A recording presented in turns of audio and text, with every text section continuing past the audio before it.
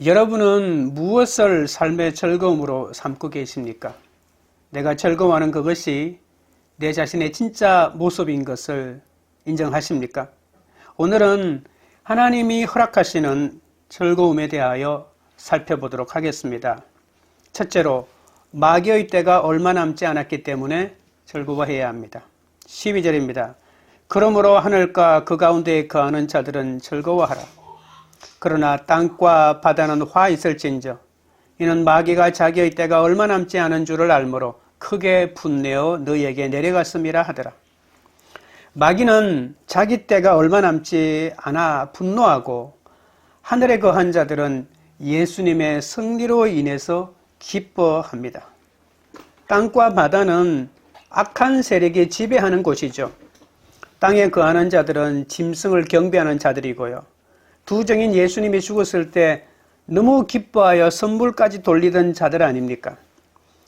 하늘에 거하는 자들은 하나님과 그리스도를 경배하는 자고요. 하나님이 보호하시고 또 하나님과 교제하는 자들을 말합니다. 예수님께서 생명까지 바쳐서 성도를 구원하셨기 때문에 사탄이 아무리 참소해도 소용이 없다는 말입니다. 마귀는 아무리 발악을 해도 예수님이 지켜주시니 성도를 어떻게 할 수가 없단 말입니다. 그런데 오늘 본문에 보시면 땅과 바다에게 화했을진저라고 말하고 있습니다. 왜 그랬을까요? 하나님의 진노가 그들에게 임했기 때문입니다. 하나님의 진노에 슬퍼할 수밖에 없죠. 마귀는 하늘에서 쫓겨났잖아요. 그럼에도 불구하고 다시 주도권을 갖고 땅으로 내려옵니다. 하늘에서는 어떠한 할 수 있는 힘이 없지만, 그러나 땅에서는 무언가를 할 수 있다는 것입니다. 아니, 하늘에서 이미 다 주권이 다 빼앗겼는데 땅에서 뭘 한다고요?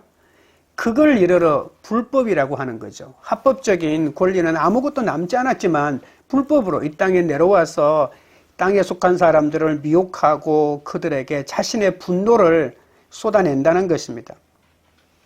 근데 원래 분노는 하나님만이 가지고 있는 거예요. 하나님 외에 어떤 존재도 분노할 수가 없어요. 하나님만이 어떤 일에 대하여 분노할 수 있습니다. 왜냐하면 하나님만이 정확한 기준을 갖고 있기 때문에 말입니다.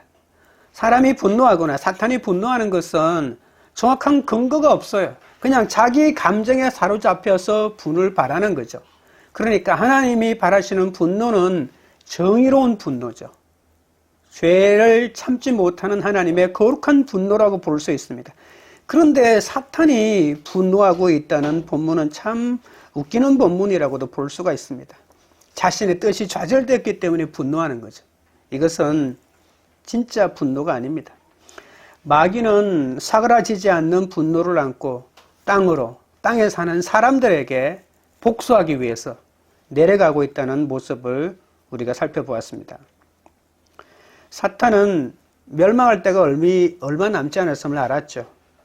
그래서 화가 났지만 어쩔 수 없이 성도를 유혹하는 것은 잠시 내려놓고 땅에 거하는 자들을 미혹해서 지옥에 끌고 가려고 하는 거죠. 여러분, 땅에 거하는 자들은 이때까지 자신의 졸개 노릇을 하던 사탄에 속해 있던 자들입니다. 그러니까 자기 백성에게 화를 쏟아내려고 하는 거죠. 예수님은 마귀가 완전히 장악하고 있던 귀신 들린 자들을 얼마나 많이 고쳤습니까? 그러니까 이제는 마귀가 이놈들은 내가 장악하고 있어.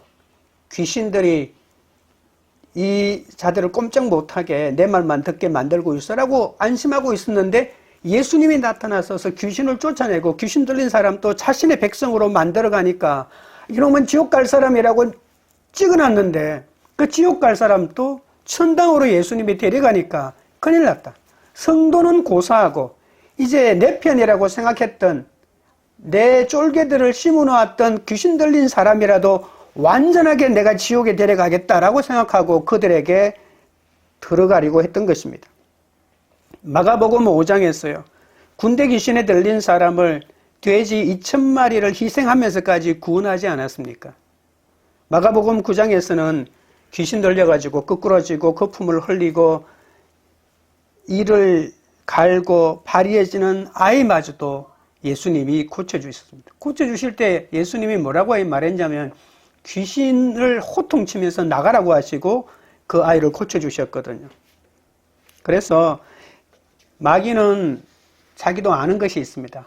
예수를 믿지 않는 자들도 하나님의 형상으로 만들어진 존재들이고 하나님의 사랑의 대상이라는 것을 이 사탄은 알고 있었거든요.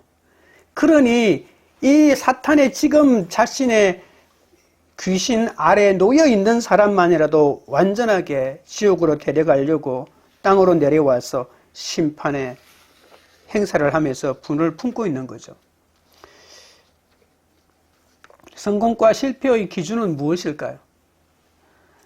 이 땅에서 얼마나 명예를 얻고 부를 누리고 많은 사람에게 추앙을 받느냐가 성공의 기준일까요? 세상 기준으로 성공과 실패를 나눌 수 없습니다. 하나님이 죄악을 멸망하려고 하실 때 하나님이 쓰시는 방법이 있습니다. 죄악으로 하여금 마음껏 성공하게 만들어줍니다. 그리고 모든 세상이 그 성공한 사람을 추앙하게 합니다. 그리고 난 다음에 죄악이 하늘 높은 데까지 올라갔을 때 벼락같이 멸망시켜서 땅으로 떨어지게 만드는 거거든요. 하나님을 경외하지 않는 자의 성공은 멸망의 징조에 불과합니다. 설령 사탄에 의해서 성공을 구가하고 사탄이 주는 세상과 타협하여 세상에서 잘 나가고 있다 할지라도 그들은 머지않아 땅으로 내려 꽂힐 것입니다. 하나님이 그렇게 하실 것이고 아니 사탄의 세계에서 자중질환이 일어나서 그렇게 될 것입니다. 하나님을 경외하지 않는 자의 성공은 멸망의 징조에 불과하다는 사실을 인정하십니까? 국가나 가정이나 개인이 다 마찬가지입니다. 성공을 자랑하는 자는 죽임을 당하기 전에 살찐 양과 같습니다. 살찐 양이 결국 뭘 하겠습니까? 죽어서 제물이 되겠죠. 그러니까 하나님 없이 이 땅에서 사탄의 사주를 받아 잘 먹고 잘 살고 있는 사람들의 마지막은 이제 죽음밖에 없다는 겁니다. 세상의 것을 많이 가져 난 살찐 양이 되었다고 여러분 안심하고 계십니까? 성공을 자랑하는 자는 반드시 머지않아 세상이 그를 찾아도 볼 수 없게 될 것입니다. 세상 기준으로 따지면 예수님이야말로 가장 실패한 삶을 살았죠. 예수님은 생명을 품은 빛으로 세상에 오셨지만 어두운 세상은 깨닫지 못했습니다. 예수님은 태초에 하나님과 함께 계신 창조주로 세상을 창조하셨잖아요. 그런데도 자기가 만든 자기 땅에 왔는데도 자기 백성이 영접하지 않았습니다. 얼마나 억울하고 분하겠습니까? 그러다 결국 동족 유대인의 고소로 식민 지배 국가인 로마에 의해서 십자가형을 당하고 3년 양육한 제자들에게도 배신당하지 않았습니까? 세상의 가치로는 처참한 실패자죠. 땅의 가치로 세상과 선편을 논할 수 없다는 이유가 바로 그것입니다. 예수님은 온 인류의 죄를 단번에 제거하고 구원의 길을 열어놓지 않았습니까? 이보다 더 위대한 사람이 어디 있습니까? 지옥으로 행진을 향하고 나아가던 이 인류에게 뒤로 돌아서 천국으로 가는 길을 열어놓은 분이 바로 예수님인데 한 사람의 생명을 구원해도 위대한 자인데 수많은 사람들을 살리고 영원토록 살릴 그 예수님의 삶이 어찌 비참한 실패로 우리가 낙인 찍을 수가 있겠습니까? 생전의 모습으로 예수님의 삶을 평가한다면 엄청난 오류를 일으킬 수밖에 없습니다. 예수님은 요한복음 12장 32절에서 이렇게 말하죠.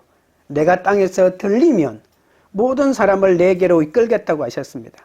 자신의 십자가에 달리면 모든 사람을 구원하겠다는 겁니다. 내가 죽으면 많은 사람이 구원을 얻을 것이다. 사람들은 미친놈이라고 했죠. 네가 죽으면 무슨 소용이 있냐고. 네가 살아야지. 네가 살아야 네 인생에 의미가 있는 것이지. 그러나 예수님은 생전에는 아무것도 거두지 못했습니다. 생전에 그가 집이 있습니까? 자녀가 있습니까? 뭐가 있습니까? 아무것도 없었죠. 그러나 자신의 십자가에 달림으로써 수많은 사람을 구원하는 길을 여신 것이죠.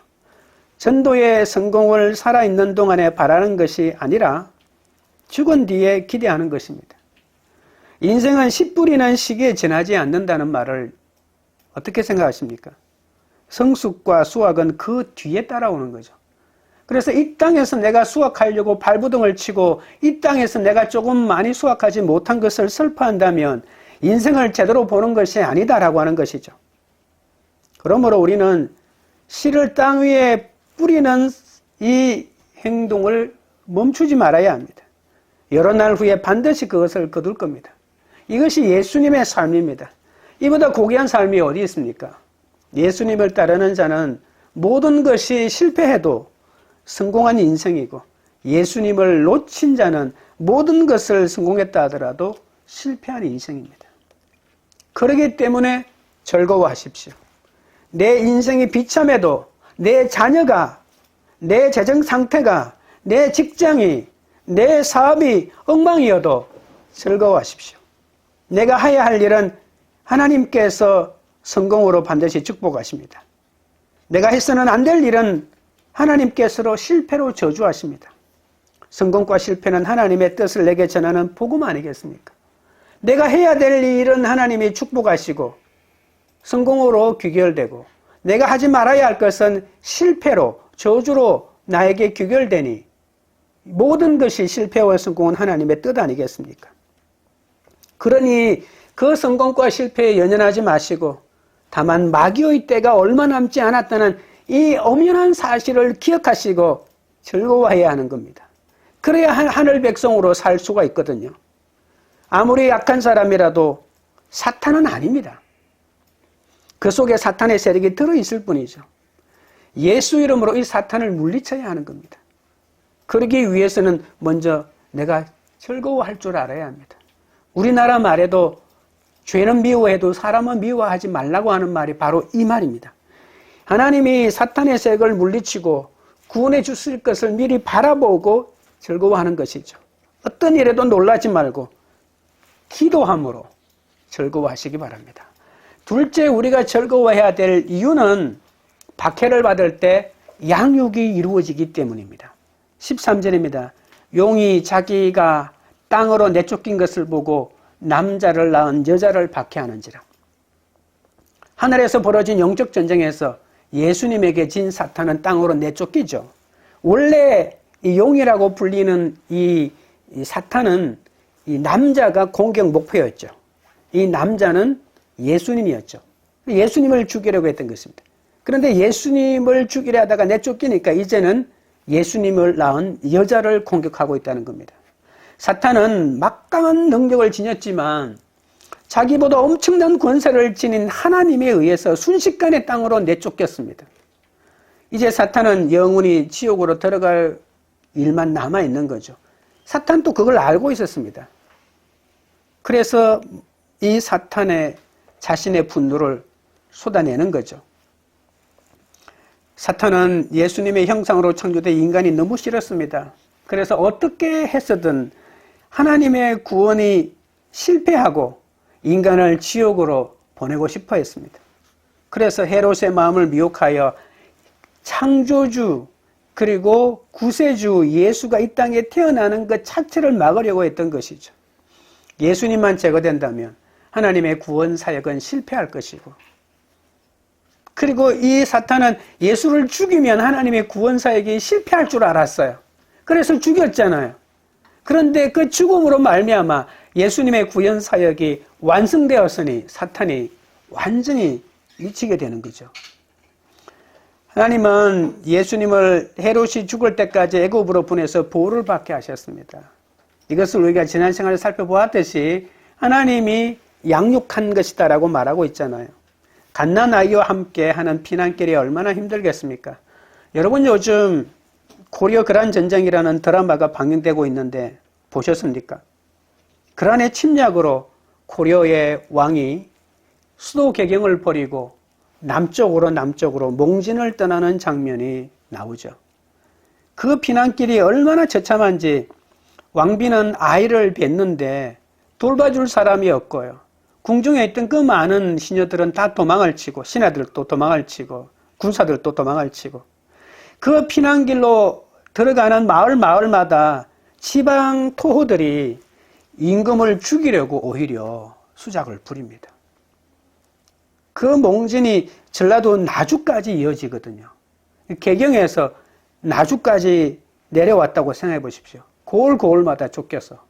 그래서 왕복을 다 벗어버리고 평민복으로 갈아입고 그렇게 위장해서 피난길을 이어가는 장면을 볼 수가 있습니다. 그러한 군인 죽이려고 남쪽으로 추격하는 것도 힘든데 가는 곳마다 지방 세도가들이 죽이려고 하고 지방 세도가들에 의해서 선동된 자기 백성들이 죽이려고 하니 수행하던 신하들마다 다 도망을 치고 배신을 하니 얼마나 힘든 여정이겠습니까? 예수님 가족도 시내 광야를 지나서 애굽으로 피난 가면서 헤롯의 군사들이 언제 들어닥칠지 몰라서 불안감에 떨었을 겁니다. 갓난아이를 데리고 광야를 지나서 자신을 받아주는 집이 있는 것도 아니고 어떤 곳도 없는데 무작정 가라고 하니까 피난을 내려가는 길인데요. 더군다나 산후조리 제대로 한번 했겠습니까? 산후조리도 제대로 못한 산모가 메시아를 낳았다는 그 기쁨은 느끼기는 고사하고 핏덩어리 아기를 안고 타국으로 도망가는 발걸음이 얼마나 무거웠겠냐는 겁니다. 그러나 박해가 가장 극심하게 일어나는 그때가 바로 하나님의 양육이 극적으로 일어나는 때라는 사실을 여러분 기억하셔야 합니다. 14절입니다. 그 여자가 큰 독수리의 두 날개를 받아 광야 자기 곳으로 날아가 거기서 그 뱀의 낯을 피하여 한 때와 두 때와 반 때를 양육받으매. 사람의 관점으로는 요셉과 마리아는 애굽으로 피하느라고 광야를 힘들게 걸어갔지만 하나님의 관점에서는 두 독수리의 큰 날개를 달아주었던 거죠. 왜냐하면 하나님이 큰 독수리 두 날개를 통해서 그들을 업어주었다고 데리고 갔다고 오늘 본문이 말하고 있기 때문입니다. 예수 가족은 독수리를 타고 간 것이 아니라 하나님이 날개를 주셔서 그 날개를 자기 붙여가지고 그 날개로 날아갔다고 이렇게 말하고 있는 거죠. 이스라엘 백성이 출애굽할 때도 하나님이 독수리 날개에 태워서 시내산까지 데려갔다고 했습니다. 신명기 32장 11절에는 마치 독수리가 자기의 보금자리를 어지럽게 하며 자기의 새끼 위에 너풀거리며 그의 날개를 펴서 새끼를 받으며 그의 날개 위에 그것을 업은 것 같이 인도하셨고 라고 말하고 있습니다. 이 말은 이사야 40장 31절에 독수리의 날개치며 올라감이라고 하는 이 표현과 굉장히 비슷합니다. 하나님이 공급해 주시는 새로운 힘으로 이 땅이 주는 시련을 이겨냈다는 그런 뜻 아니겠습니까? 하나님이 큰 독수리의 두 날개를 주셔서 어떤 시련도 이길 수 있는 힘과 능력과 지혜를 주셨다는 겁니다. 이것이 하나님의 양육입니다. 고통의 어려운 순간을 지날 때 혼자라고 슬퍼하지 마십시오. 모든 사람이 나를 버린 것 같은 그 순간이 바로 하나님이 우리를 예비하신 광야에서 홀로 양육하는 때입니다. 왜 그런 양육이 필요할까요? 등 따시고 배부른 곳에서는 양육이 일어나지 않기 때문입니다. 이것이 인간입니다. 그럴 리가 있나요? 등 따시게 배부르게 해주면 더 열심히 하지요. 더 좋은 양육의 결과를 드러내 보이지요. 이건 자기도 속고 남도 속이는 겁니다. 세상은 보이지 않고 오직 예수님이 보이는 곳에서만 양육이 일어납니다. 세상이 보이고 내가 손만 뻗으면 내 모든 문제를 해결할 수 있는 사람이 내 옆에 있는데 무슨 양육이 있겠습니까? 양육이란 예수님만 바라보는 거잖아요. 양육이란 예수님만 깊이 생각하는 거거든요. 그런데 내 아버지가, 내 어머니가, 내 친구들이 나의 재능이 모든 것을 해결해 주는데 예수님을 왜 생각하나요? 보이지도 않고 힘들기만 하죠. 마귀의 참소가 마귀의 참소로 인해서 쓰라린 눈물을 흘릴 때가 예수님의 사랑을 가장 많이 받는 시간입니다. 우리가 어떻게 머리가 7인 뱀과 맞서 싸울 수가 있겠습니까? 어떻게 이길 수가 있겠습니까? 그때는 피해야 합니다. 뱀의 낯을 피해야 합니다. 피하는 것이 이기는 거거든요. 그러면 예수님이 마귀의 괴계에서 우리를 보호해 주시는 거죠. 우리를 시험에 들게 하지 마시옵소서. 시험을 물리칠 힘을 주시옵소서. 다만 악에서 구하시옵소서. 라고 주님이 주기도문에 기도를 가르쳐 주지 않았습니까? 양육이 일어나려면 이렇게 기도해야 합니다. 주님이 혼자 우리 보고 기도하라고 하는 것이 아니라 우리 옆에서 우리 손을 잡고 함께 기도해 주고 계시거든요.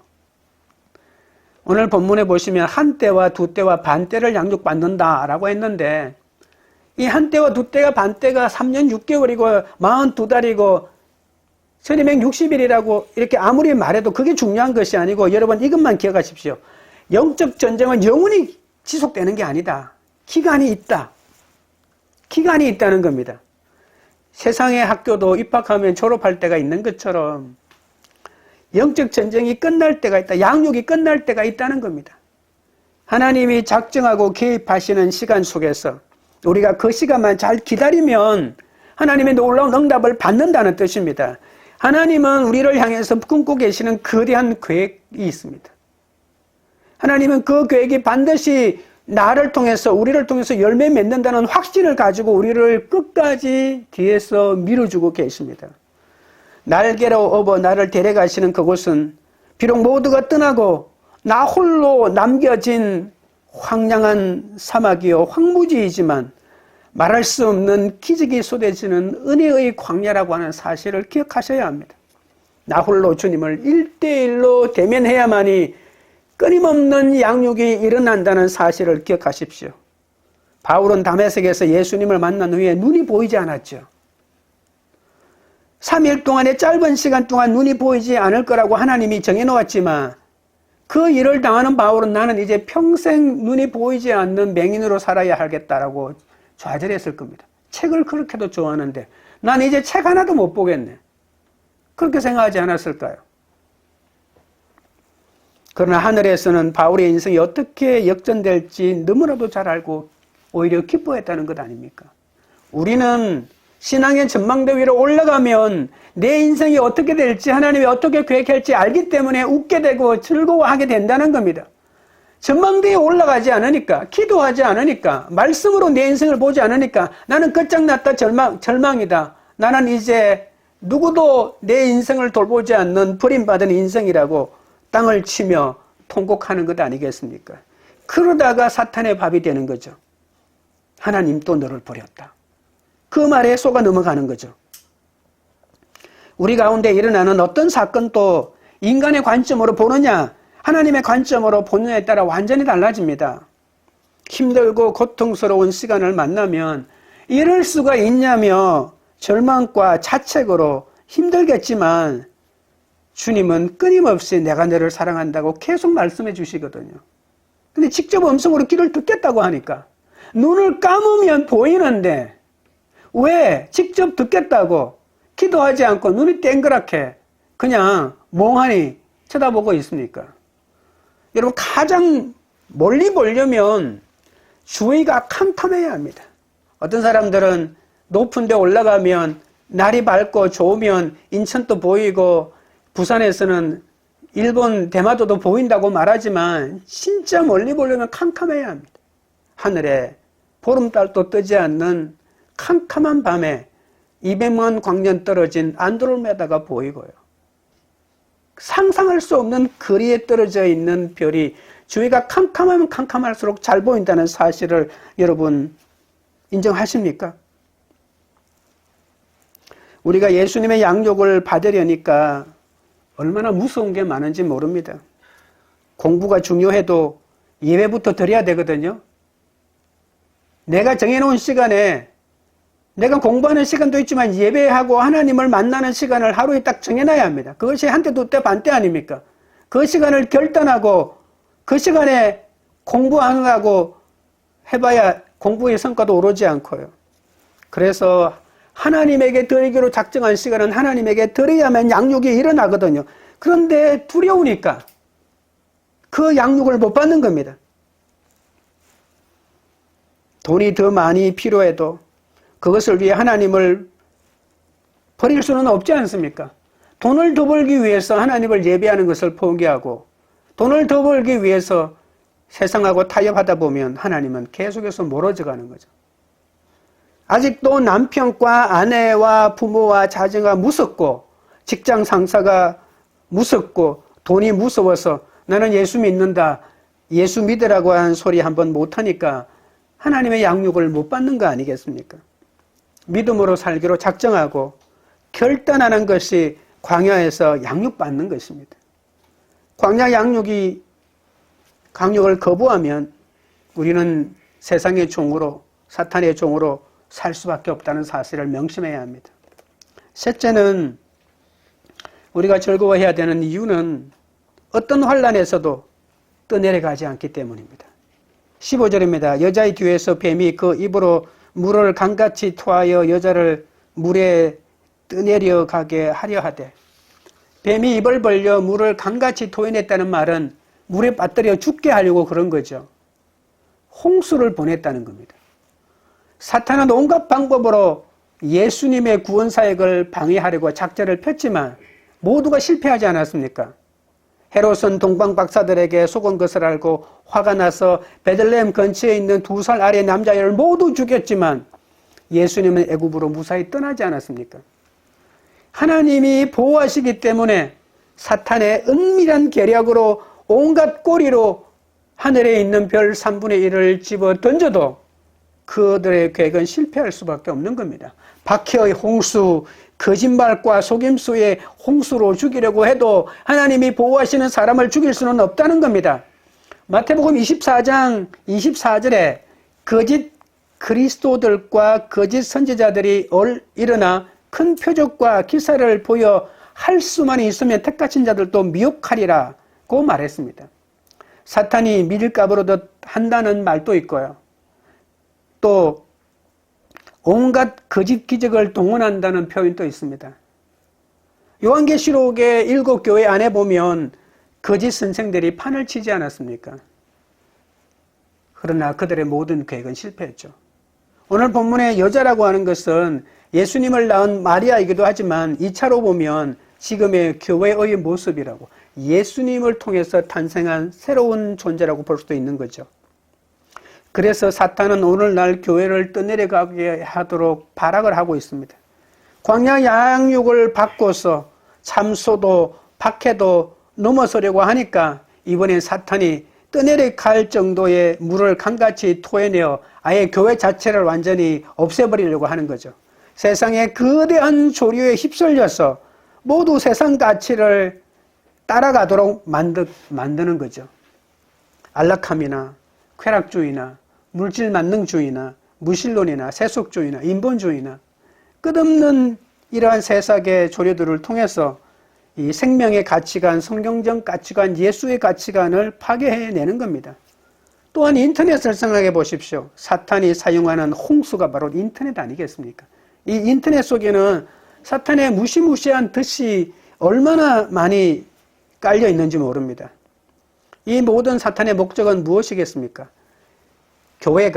교회 속에 있는 성도가 이 세상 풍조에 휩쓸려서 예수를 못 믿게 하고 교회를 거부하게 하고 하나님에게 나아가는 모든 길을 가로막는 것 아니겠습니까? 16절입니다. 이럴 때 어떤 일이 벌어지냐면 땅이 여자를 도와 그 입을 벌려 용의 입에서 토한 강물을 삼키니, 사탄이 여자를 물에 빠뜨리려고 죽이려고 할 때 여자를 도와주는 이적이 나타났다는 겁니다. 하나님이 땅으로 하여금 입을 벌려서 강물을 모두 삼켜버리는 거죠. 땅은 하나님의 백성들을 속이는 마귀의 관계와 사탄이 삼키려고 광분하는 역사를 구원하는 하나님의 도구가 되는 거죠. 원래 땅은 좋은 의미가 아닙니다. 땅에 속한 사람, 땅이라고 하는 것은, 땅의 가치라고 하는 것은 하늘과 반대되고 하나님과 반대되고 이 땅에서 존재하는 사탄의 수족 노릇을 하고 있는 상징적인 표현인데, 하나님은 이 세상의 것들을 사용하여 하나님의 자녀들을 지켜낸다고 하십니다. 옛날 이스라엘 백성은 다른 세력의 도움 없이 오직 하나님의 능력만 의지해서 홍해를 건너지 않았습니까?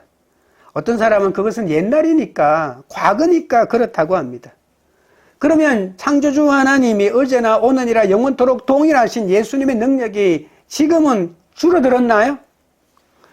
절대 그렇지 않습니다. 이사야 43장 2절에 이렇게 말합니다. 내가 물 가운데로 지날 때에 내가 너와 함께 할 것이라. 강을 건널 때에 물이 너를 침몰하지 못할 것이며 내가 불 가운데로 지날 때에 타지도 아니할 것이요 불꽃이 너를 사르지도 못하리라고 했습니다. 믿는 자에게 물과 불을 지나는 훈련이 기다리고 있지만 그러나 하나님이 함께 하시는 훈련이고 함께 건너가는 길이라는 사실이죠. 박해와 유혹이 가득한 세상에서 하나님이 자신의 자녀를 지키시고 도와주신다는 사실을 잊지 말아야 합니다. 예수님의 가족이 애굽으로 내려갈 때도 마귀는 온갖 계략을 하지 않았었겠습니까? 궁중에서 일어나는 일들을 기억해 보십시오.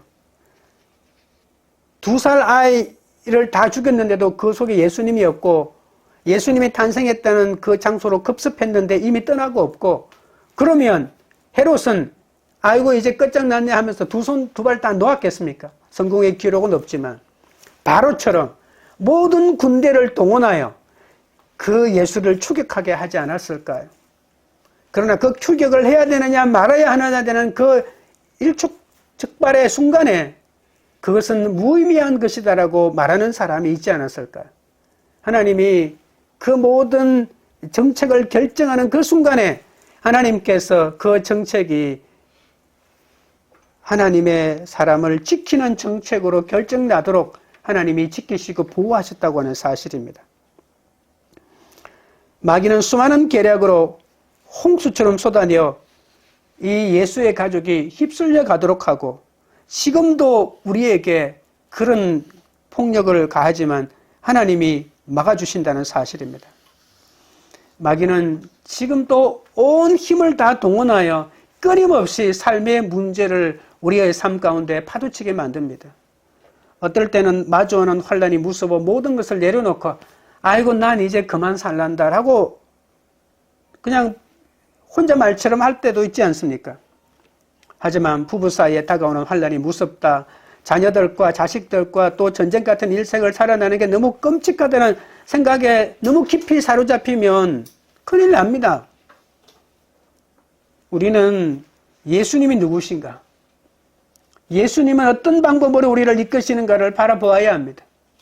힘들고 감당하기 어렵고 나 말고는 다른 주위의 어떤 사람도 나의 고통을 제대로 가늠해 주지 않는 것이 엄연한 사실임에도 불구하고 그럼에도 우리는 예수님을 바라보아야 합니다. 우리는 평생 보호해 주신 하나님의 역사를 죽을 때까지 모를 수 있습니다. 내가 깨닫지 못한 순간에도 하나님이 보호해서 고비를 넘기고 넘어갔을 것입니다. 나중에 천국 가면 그제서야 나는 재수가 좋아 운이 좋아서 편안하게 살았다고 하겠지만 하나님이 얼마나 뒤에서 애써주시고 얼마나 붙들어 주신지를 그때서 우리가 깨닫기 때문에 천국에서 우리가 할 일이 찬양하고 경배하는 일밖에 없지 않겠습니까? 일부러 경배하라고 하면 할 게 없어요. 근데 하나님이 아마 하루에 하나씩 내 삶 속에 어떤 장면을 털어주고 그 위기 속에서 하나님이 나를 인도해 주신 거 보여주니까 그냥 억지로 찬양해야 된다고 그냥 반주가 나오니까 찬양하는 게 아니고 영혼 없는 찬양을 드리는 게 아니고 그런 장면을 매일 하나씩 보니까 기가 막힌 하나님의 그 은혜에 찬송과 경배를 드리지 않을 수가 없지 않을까요? 우리는 이 땅을 보는 자가 아닙니다. 하늘을 바라보는 자입니다. 비록 사탄은 쓰나미 같은 파도를 끊임없이 쏟아내고 홍수 같은 공격을 지금도 감행하고 있지만 예수님은 다 막아주신다는 사실입니다. 우리가 땅을 보고 파도를 보는 순간 절망감에 사로잡혀 하나님을 원망하겠지만 그러나 하늘을 보는 자는 아무리 거대한 홍수라도 그 홍수 위에 좌정하신 하나님을 보게 된다는 사실입니다. 하늘을 보는 자는 전능하신 예수님을 보는 자이거든요. 전능하신 예수님이 우리를 붙들고 계신 모습을 똑똑히 보는 것입니다. 영혼 구원을 위해서 애쓰는 사람은 내 감정과 내 의지와 내 정욕도 다스려야 합니다. 왜냐하면 우리는 더 높은 가치, 구원을 위해서 사는 자이기 때문입니다. 세상 조류가 강처럼 쉴 새 없이 흘러들어오지만 주님을 붙드는 자는 절대 떠내려가지 않습니다. 하나님은 우리에게 즐거워하라고 하십니다. 하나님 안에서 즐거워하시기 바랍니다. 예수님이 우리 기쁨의 원천입니다. 부모가 세상 물결에 휩쓸리면 자녀들도 떠내려가잖아요. 아무리 자녀에게 억지로 말씀 보고 헌금을 주면서 교회도 보내고 그렇게 하지만 부모가 온몸으로 세상 성공만을 향해 달려간다면 자녀들이 귀신같이 그것을 압니다. 부모는 나에게 공부하라, 너를 위해서 그렇게 한다라고 말하지만 나에게 쏟아내는 모든 헌신과 나를 위해서 애쓰는 것이 세상의 내 성공으로 인하여 부모님이 자신의 만족을 위해서 그렇다는 것을 깨닫거든요. 부모님이 정말 내 구원 때문에 애통해 하는가 아니면 나의 성공을 위해서 안다라고 있는지 자녀는 귀신같이 보고 느낀다는 말입니다. 우리가 정말 구원 때문에 부르짖으면 주님이 땅의 세력을 통해서라도 우리 자녀를 도와주십니다. 세상에 놀고 있는 돈을 장학금으로 주어서 우리 자녀를 공부를 시킬 것입니다. 구원 때문에 애통하면 내 가족을, 이웃을, 업어서라도 교회에 데려다 놓으면 하나님께서 주의 날개 아래 모으셔서 눈동자와 같이 보호해 주십니다. 사탄이 토한 물은 이 세상 즐거움 아닙니까? 언제까지 그 사탄의 토한 물을 나를 위해서 준 물인 줄 알고 꼬깍꼬깍 마시고 앉아 있는 거예요. 나를 죽이는 물인데, 나를 지옥으로 데려가는 물인데, 나를 마비시켜서 지옥으로 데리고 준 물인데, 사탄이 나에게 토해내는 물이 나를 진정으로 이 세상에서 행복하게 해주는 물이라고 생각하고 내 자신의 만족과 안일함과 쾌락에 갇혀 있다면 여러분 어떻게 되겠습니까? 나와 우리의 자녀가 사탄이 토해낸 물에 떠내려가지 않도록 우리는 늘 깨어서 기도해야 합니다. 즐거워하라는 하나님의 명령에 순종하여 어떤 시간, 어떤 환경, 어떤 전쟁에서도 예수님 때문에 나는 즐거워하겠다고 결단하고 주님 앞으로 나가야 합니다. 말씀을 맺겠습니다. 하나님은 하늘의 전쟁을 즐거워하라고 하십니다. 사탄은 자신의 때가 얼마 남지 않았다는 것을 너무나도 잘 알았습니다. 나를 박해하는 자가 있어도 사탄이 물러갈 것을 믿음으로 바라보면서 이긴 싸움을 해야 합니다. 어떤 박해도 양육으로 변하게 될 겁니다. 하나님이 지켜 보호하고 계시기 때문이죠. 세상 어떤 홍수에도 흔들리지 않고 오직 예수님만 바라보시는 여러분 되시기를 주님의 이름으로 축원드립니다. 아멘. 찬양 드리고 기도하겠습니다.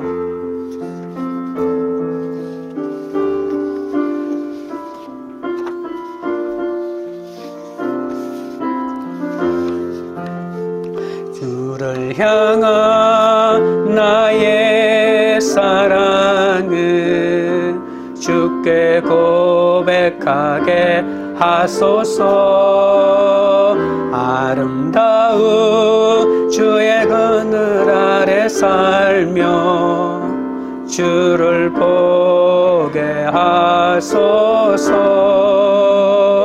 주님의 말씀 선포될 때에 땅과 하늘 진동하리니 나의 사랑 고백하리라. 나의 구주 나의 친구 부드러운 주의 속삭이 나의 이름을 부르시네. 주의 능력 주의 영광을 보이사 성령을 부으소서. 메마른 곳 거룩해지도록 내가 주를 찾게 하소서.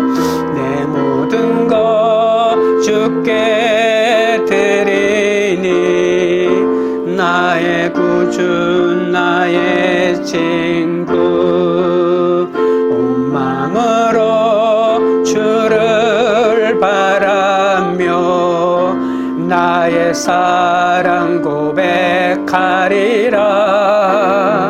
나를 향한 주님의 그 크신 사랑 간절히 알기 원해. 주의 은혜로 용서하시고 나를 자녀 삼아 주셨네. 나의 사랑 고백하리라. 나의 구주 나의 친구 온 마음으로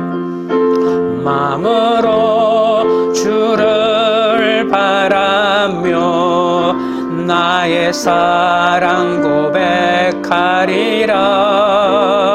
나를 향한 주님의 그 크신 사랑 간절히 알기 원해. 주의 은혜로 용서하시고 나를 자녀 삼아 주셨네. 나의 사랑 고백하리라. 나의 구주 나의 친구 주의 은혜로 용서하시고 나를 자녀 삼아 주셨네. 나의 사랑 고백하리라. 나의 구주 나의 친구. 기도하실 때 나를 핍박하는 사람의 배후에 있는 사탄의 세력을 보고 그 사람만 미워하느라고 시간과 에너지를 낭비하지 않게 해달라고. 상대가 발악할수록 사탄의 때가 얼마 남지 않았다는 것을 믿으며 즐거워하면서 그 시간을 감당하게 해달라고 기도합니다. 하나님이 나를 양육하고자 두신 광야는 어디라고 깨달을 수 없지만 내게 허락하신 그 박해의 순간이 양육의 시간으로 바꾸게 해달라고 기도하겠습니다. 내가 즐거워하지 못하는 자리, 환경, 문제가 많아도 물질 만능주의, 인본주의, 쾌락주의, 사주에 휩쓸려 떠내려가지 않게 해달라고 기도합니다. 생각지도 못한 방법으로 나를 보호하시는 하나님을 의지하여 나의 감정과 의지와 정욕을 다스리며 하나님만 바라보게 해달라고 우리 주의 세 번 부른 다음에 기도하며 나아가겠습니다. 주여, 주여, 주여. 거룩하신 하나님 우리 아버지여, 나를 박해하는 사랑의 배후에 있는 사탄의 세력을 보고 내 아버지 하나님이여 그 사람만 미워하느라고 시간과 에너지를 낭비한 모든 것을 용서하여 주옵소서. 상대가 발악할수록 사탄의 때가 얼마 남지 않았음을 아버지 하나님이여 믿으며 즐거움으로 그 시간들을 감당할 수 있도록 우리 아버지 하나님이여 붙들어 주시옵기 바라보나옵나이다.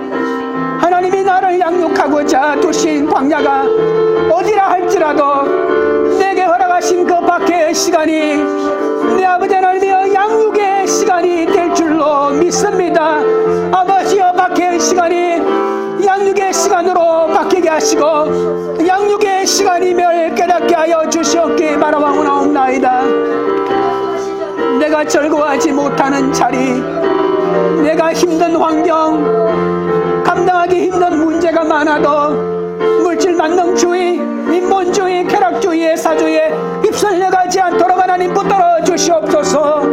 생각지도 못한 방법으로 나를 보호하시는 하나님을 의지하고 나의 감정과 의지와 정욕을 다스릴 수 있도록 그리하여 사탄의 괴계에 넘어가지 않도록 하나님이여 붙드시고 인도하여 주시옵기 간절히 바라보나옵나이다. 하나님 아버지, 사탄이 쏟아낸 큰 분노로 삶의 고통과 아픔이 얼마나 넘쳐나는지 모릅니다. 하지만 주님은 사탄의 때가 얼마 남지 않았기 때문에 사탄이 곧 쫓겨날 것을 기억하고 즐거워하라고 하십니다. 하나님, 그러나 밖에 가운데서 즐거워하기가 이렇게도 힘든 것인지 용서하여 주옵소서. 그 밖의 기간을 즐거워하지 못하는 저를 불쌍히 여겨 주옵소서. 전쟁 같은 삶 속에서 연약한 우리가 어찌 즐거워할 수 있겠습니까? 그러나 세상은 도저히 알지 못하는 주님이 허락하시는 그 깊은 그 즐거움의 비밀을 깨닫기 원합니다. 주님, 안팎으로 영적 전쟁에 지치지 않도록 우리를 붙들어 주시옵소서. 독수리 같은 주님의 날개로 우리를 품어 주시옵소서. 주님이 예배하신 광야에서 우리를 양육해 줄 믿습니다. 하나님과 믿음의 공동체가 우리를 붙들어 세상의 홍수에 휩쓸려 가지 않도록 주여 역사하여 주옵소서. 기가 막힌 전쟁 속에서 우리가 즐거워하기를 원합니다. 내 식구가 분을 내어도, 내 자식이 분을 내어도 사탄의 세력은 무너지고 그 속에 곧 구원이 임할 것이기 때문에 그것을 믿음으로 바라보고 즐거워하게 하옵소서. 배후에 있는 사탄의 세력을 분별하게 하시고 내 자식을, 배우자를 미워하지 않게 하시고 아버지 하나님이 먼저 내 속에 있는 사탄부터 물리쳐 주시옵소서. 사탄에 사로잡힌 가족, 사탄에 사로잡힌 이웃을 보면서 그들의 구원을 위하여 애통히 여길 수 있는 마음을 허락하여 주옵소서. 주님이 즐거워하라고 명령하시니 슬프도 즐거워하겠습니다. 즐거운 일이 하나 없어도 늘 즐겁게 주의 앞으로 나아가겠습니다. 박해를 받더라도, 가난하더라도, 문제가 해결되지 않더라도 예수 그리스도께서 이미 이기셨음을 믿고 즐거워하도록 나아가겠으니 도와주시옵소서. 광교리들 교회가 모든 전쟁에서 사탄은 이미 패배자임을 믿고 안식하는 공동체가 되게 하옵소서. 각자가 속한 환경이 하나님의 양육을 위한 광야임을 알고 구원을 위해 사명을 감당하는 그런 교회가 되도록 역사하여 주시옵소서. 예수 그리스도 이름으로 기도드리옵나이다. 아멘.